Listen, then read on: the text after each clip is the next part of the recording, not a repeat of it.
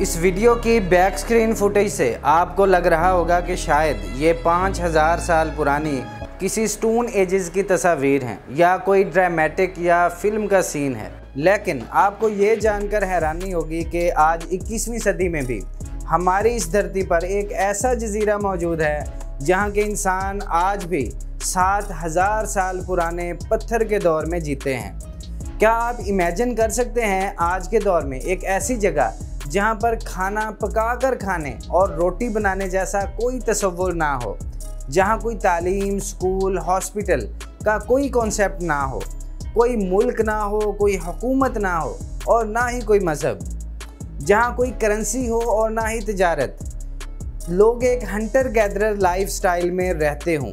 Mobile internet तो दूर, पूरी आबादी में कोई एक इंसान भी पढ़ने या लिख सकने टाइप की किसी चीज़ से वाकिफ़ ना हो, वो भी आज की इस जदीद दुनिया में। आप सोच सकते हैं कि आज भी इस ज़मीन पर एक ऐसी कम्युनिटी भी हो सकती है जहाँ पर अभी तक पहिया भी ईजाद ना हुआ हो, जहाँ इंसान आज भी पत्थर रगड़कर आग जलाता हो और दरख्तों की शाखों की झोंपड़ियाँ बनाकर रहता हो, लिबास का तसव्वुर ना हो, इंसान दरख्तों के पत्तों से जिस्म को ढांपते हों और जूते बनाने और पहनने का किसी को तसव्वुर भी ना हो, जहाँ ज़राअत जैसा पेशा ना हो और इंसान दरख्तों के फल और नेचर से खुराक हासिल करता हो, जहाँ पर जदीद टेक्नोलॉजी तो दूर, लोगों ने साइकिल भी कभी ना देखा हो, जहाँ समंदर तो चारों तरफ हो लेकिन बहरी बेड़े तो दूर, वहाँ के लोग कश्ती बनाने से भी वाकिफ़ ना हों और सादा लकड़ियाँ रस्सियों से बांधकर समंदर में उतरते हों,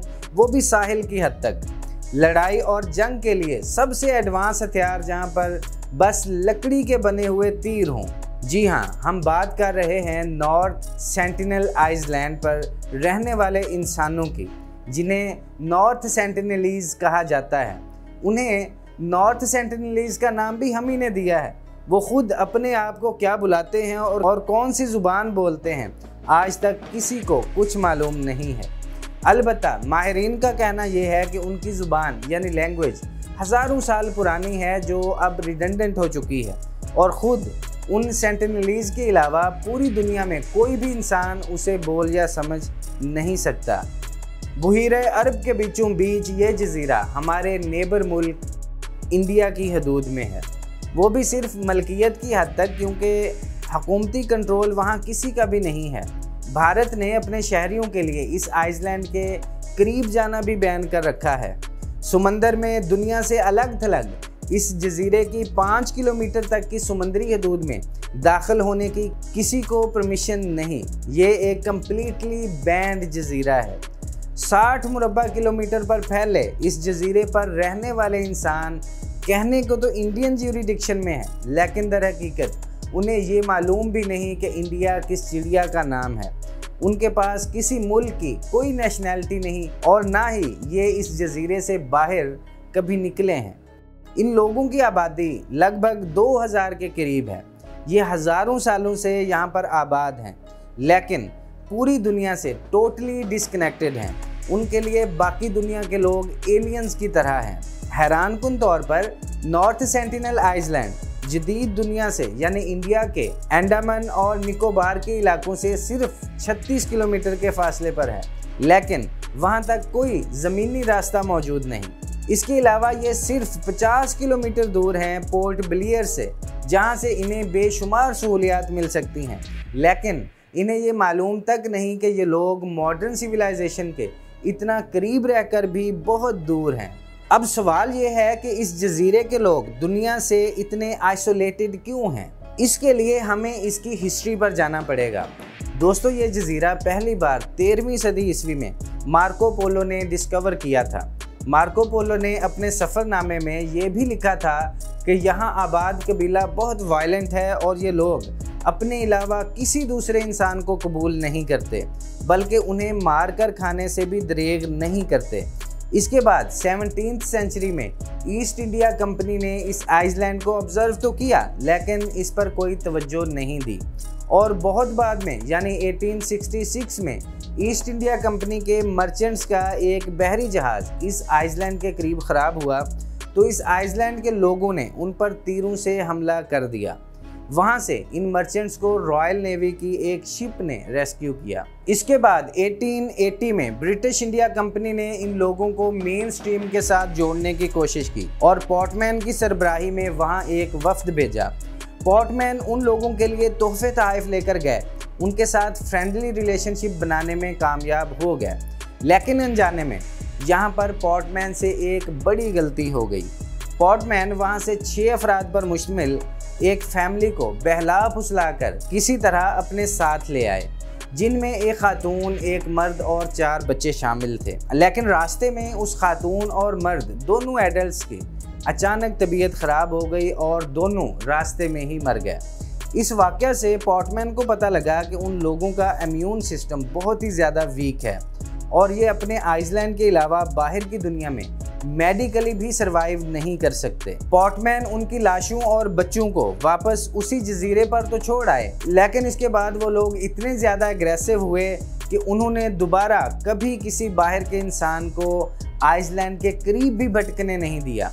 वो किसी भी बाहर के आदमी को देखते ही उस पर तीरों से हमला कर देते हैं। इस वजह से 1956 में इंडियन गवर्नमेंट ने इस आइसलैंड पर एबोरिजिनल ट्राइब्स एक्ट लगा दिया, जिसके तहत इस आइसलैंड के 5 किलोमीटर बाहर तक के रेडियस में किसी भी इंसान के दाखिले पर पाबंदी लगा दी गई, जिसकी मॉनिटरिंग इंडियन नेवी करती है।